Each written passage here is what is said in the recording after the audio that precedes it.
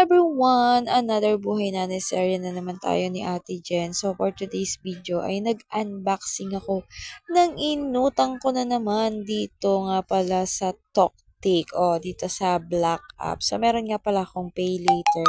So ikaw, kung ikaw ay laging umu-order sa Black App, eh baka naman it's time to open your pay later para naman makautang ka. Charot! Utang na naman. So, ito na nga.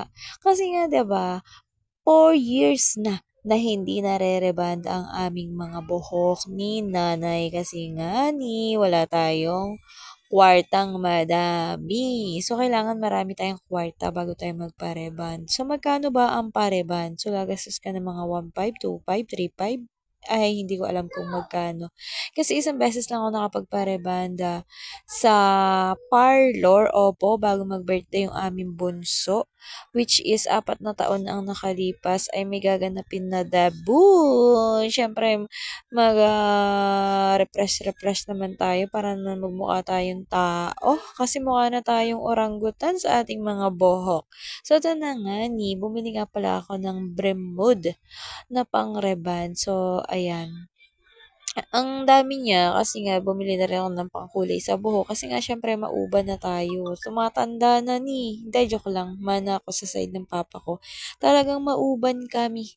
So, ito na nga. At mayroon pang pet na, ano ba to? Pang shampoo sa ano? Sa animals. Oh, pet shower. So, ito na nga. Ito na yung pang reband 1 and 2. Tapos yung oxidizer at saka bumili na rin ako ng suklay na pang hawi ng buhok mga ka-idol at ang pangkulay nga. So, nabasa ko kailangan kung gusto mong mas makulay is dalawa na pangkulay yung bibilhin mo or gagamitin mo. Diba? Ayan. Nasa 600 plus lang yan. So, hulaan nyo kung magkano ang hulog. Kasi nga, ayan, may kasama pa siyang libre na gloves at serum.